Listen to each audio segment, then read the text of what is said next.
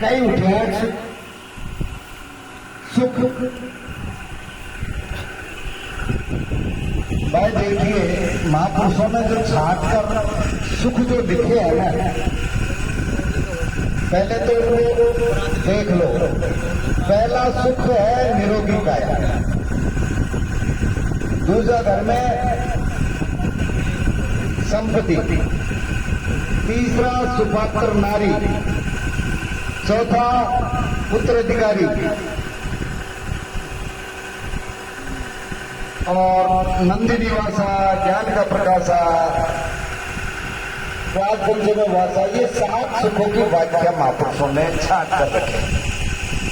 अब ये भी एक मानव तन को चलाने के लिए सुख है, ये अपने जीवन को चलाने के लिए सुख है। और इसके अलावा सुखी तो कोई राम का दास और ईश्वर जीवन राशि चेतन अमल सहज सुख राशि। और चौथी बात मैं आपसे निवेदन कर रहा हूं, स्वयं सुख की राशि। अब मैं निवेदन करना चाहता हूं कि आप सुख किस प्रकार का चाहते हैं। माता जी ने कहा, उनके साथ कई बोले थे कि सुख क्यों नहीं, सुख क्यों नहीं। माता जी से मैं निवेदन करता हूं, सुख क्या नहीं है आपको?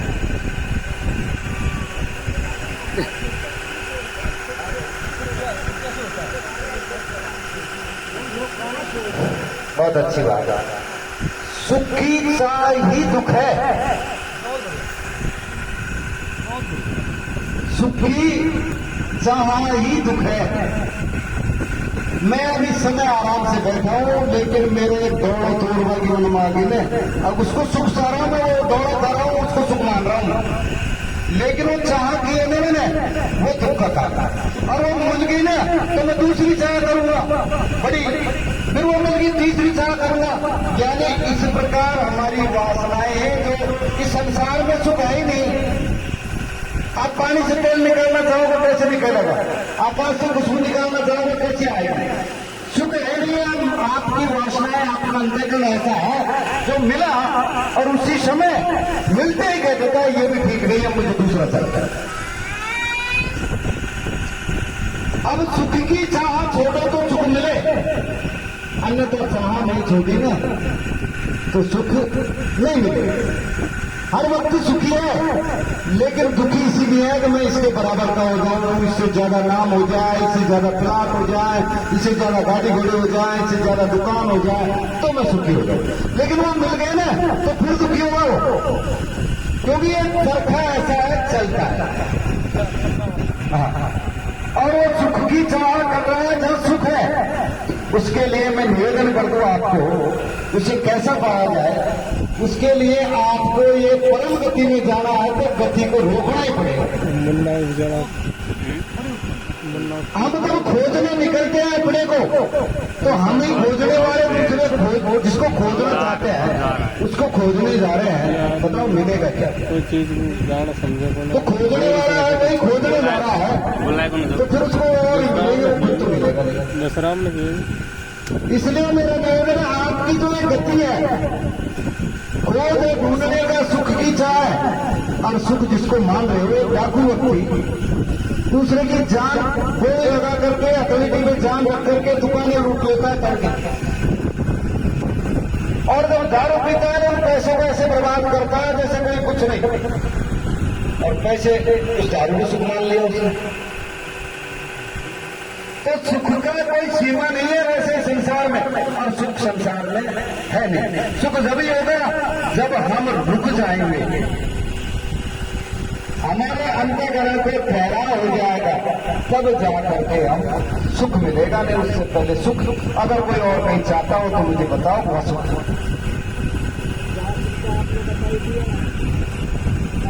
ये संसार के गृहस्थी चलाने का सुख है। सुख है अपना खुद का, खुद सुख की राशि से। ये संसार के है बहुत बढ़िया है कि आपका शरीर निरोग हो, ठीक बात। आपके घर में इतना है कि खुदा की कसम पैसा खुदा तो नहीं है, लेकिन खुदा से कम भी नहीं है। ये माए गाय पैसों से है, तेरे पत्ती आई ये पैसों से है। लेकिन ऐसे मान लो जैसे दुकान में है, तो इसलिए पैसा भी सुख की श्रेणी में आया, संसार के साधनों की श्रेणी में। और चौथा सुपात्र नारी, पुत्र अधिकारी। अब बताओ अगर ये चीजें हैं जिसके घर में, वो फिर अगर दुखी है ना तो सुखी जब ही होगा। वो जिस सुख की चाह रख रहा है ना वो अपने स्वयं का स्वरूप अमल करेगा। सुख राशि है उसको अमल करेगा। सुख की चाह संसार में है इसलिए कि वो सुख चाहता है, लेकिन सुख उसको मिल नहीं रहा। सुख मिलेगा स्वयं के निज स्वरूप में। अब निज स्वरूप जब होगा संसार के सुखों से रुकेगा। एक लाओ से बहुत बड़े संत हुए, वो कहते थे किसी के कान हो तो सुन लेना लेकिन तुम्हारे कान नहीं है, किसी की आंखें हो तो देख लेना लेकिन तुम्हारी आंखें नहीं है। ये बातें ठीक है, लेकिन वो सुनने का विषय इन कानों का नहीं है, अंदर भी कोई कान है। आंखें देखने की, लेकिन इनसे संसार दिख रहा है, कोई और आंखें जिसे देखने की, देख लो। तो जब तक हम उनसे नहीं देखेंगे, नहीं सुनेंगे, तब तक हमको सुख नजर नहीं। और हमारे दुख की सबसे बड़ी समस्या है एक दूसरे से प्रतिस्पर्धा, एक दूसरे से आगे निकले कि संसार में, ये दुख का कारण है। अगर जैसा है वैसा ठीक है, अपन ने अपना कर्म किया, जैसा कर्म किया, बहुत मेहनत की और उसमें मिला, संतोष है। बच्चे नौकर है, खुद नौकर है, घर में खूब गाड़ी घोड़े हैं, लेकिन फिर भी सुख नहीं मान रहा हूं। अब मुझे बताओ, और वो राजनीति में सब कुछ है, फिर सुख खास हुआ हो और सुख बताओ। और सुख ढूंढना चाहते हो तो खुद के पास मिलेगा और वो महापुरुषों के माध्यम से मिलेगा। उसके लिए ठहरना ही पड़ेगा। बहुत ही एक रास्ते से जा रहे थे तो अंगुलीमाल की कथा आप सबने सुन रखी होगी। उसका ने एक प्रतिज्ञा कर ली थी डाकू ने कि 1000 उंगलियां काट करके मैं उनकी माला पहनूंगा, इसलिए उसका अंगुलीमाल नाम था। तो उस रास्ते से जंगल में रहता था, उस रास्ते से सबने जाना बंद कर दिया, तो मारते थे वो। तो वो जो उधर से आए थे, इधर से बताओ गाँव वाले लोगों ने कहा, अरे कहते नहीं अब तुमने मना कर दिया, वो मार पान को मैं इधर से ही जा गया। कहते कोई रोकने की बहुत कोशिश करे, नहीं कहते मुझे जान को मेरा कोई इंतजार कर रहा है। वो महापुरुष थे, वो जानते थे। वो गए आगे, वो अंगुलीमाल था जो उसको देखते ही साफ बंदा उसका नाम लोग चिल्ला वो पहना रहा है और वो बहुत ही अपनी धुन में जा रहा है। और वो गए रुक जा, और बहुत ही देर के चलते थे। आखिर में वो गंडासा लेकर के सामने पहुंच गए। कहते ठहर जा। अरे कहते तू क्या ठहराएगा, मुझे ठहरे हुए बहुत समय हो गया। अरे कहते चलते जा रहे हो, ये ठहरे हुए बहुत समय हो गया, चलते जा रहे हो, कैसी बातें कर रहे हो। अब इसको समझो कि उसका जो चलायमान गति थी वो स्थापित हो चुकी थी, स्टॉप हो चुकी थी, रुक सका। अंधकरण से किसी प्रकार का कोई संकल्प नहीं, बिल्कुल शांत, खाली मौन हो चुका था। इस प्रकार का शांत और मौन हम हो जाए तो हमें सुख मिल सकता। अन्यथा जब तक हमारी भाषा अंदर में बड़े बड़े भी कहते हैं कि मैं कल उसका दौरा करूंगा, बजाऊंगा, ये करूंगा, दुकान खरीदूंगा, उससे ऐसे चालक करूंगा, इससे भाषा को निकाल दो अपने। मतलब ये शब्द अगर नहीं हो तो आप सोच के बताओ मुझे, नहीं भाषा को निकाल दो और फिर सोच के बताओ।